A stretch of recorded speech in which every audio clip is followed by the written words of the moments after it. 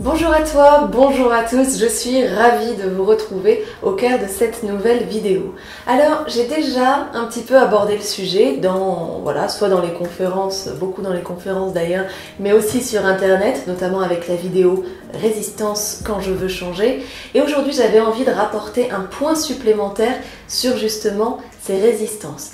Dans le sens où je me suis rendu compte qu'il y a quand même pas mal d'enseignements spirituels ou dits spirituels qui nous parlent donc de la non-résistance et de l'acceptation du lâcher-prise. Alors c'est fantastique, mais ça reste très souvent des concepts qui ne sont pas pleinement compris et qui par conséquent, plutôt que de nous faire avancer, nous font un petit peu tourner en rond et nous font nous poser beaucoup de questions.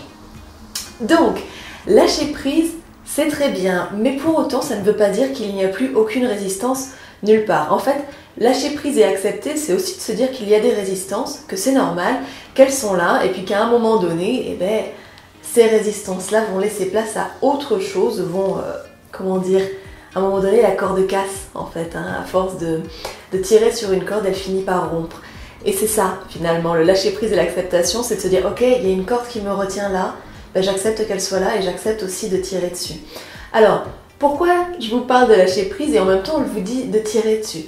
Eh bien tout simplement parce qu'à partir du moment où vous avez la volonté de changer quelque chose, vous êtes appelé à changer quelque chose, vous allez forcément tirer sur autre chose. Dans le sens où la grande question qu'on pourrait se poser, c'est lorsqu'il y a des résistances, où sont ces résistances? Alors elles peuvent être à deux niveaux différents.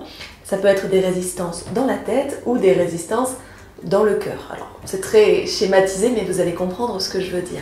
Si les résistances sont dans la tête, ça veut dire que les pensées que l'on a, ce que l'on a envie de mettre en action aujourd'hui, ne rentrent pas dans le programme initial. Ça nous dit non, si tu engages cette action, c'est dangereux, ça va changer quelque chose, etc., etc. Donc c'est une sortie de la zone de confort. Et c'est pour cette raison que ça tire sur le mental. Donc il y a une résistance mentale à changer les choses. D'une manière générale, c'est comme ça, le mental est ainsi programmé. Ou alors, ça peut tirer au niveau du cœur, voilà, donc c'est schématisé, mais voilà, ça peut tirer dans l'émotionnel, dans l'être profond, dans le sens où on peut suivre justement des pensées qui proviennent donc de notre mental et qui ne nous font pas du bien. Donc ça peut résister aussi à ce niveau-là en disant « Oula, attention, ça ne te fait pas du bien, je ne veux pas aller par là, dans cette direction-là ». On en a aussi parlé d'ailleurs dans la vidéo je veux changer, mais donc j'ai peur de changer, mais en même temps je suis très frustrée de ne pas faire évoluer les choses. Je vous mettrai tous les liens en dessous de la vidéo.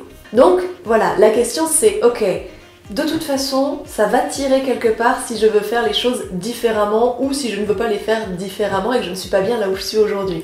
Si je me dis je vais rien changer et pour autant je suis pas bien là où je suis, ça va tirer au niveau de l'être intérieur. Si je veux changer les choses pour suivre justement cette pulsion de mon être intérieur, ça va tirer au niveau du mental parce que lui, il va dire « non, ça rentre pas dans le croquis initial ».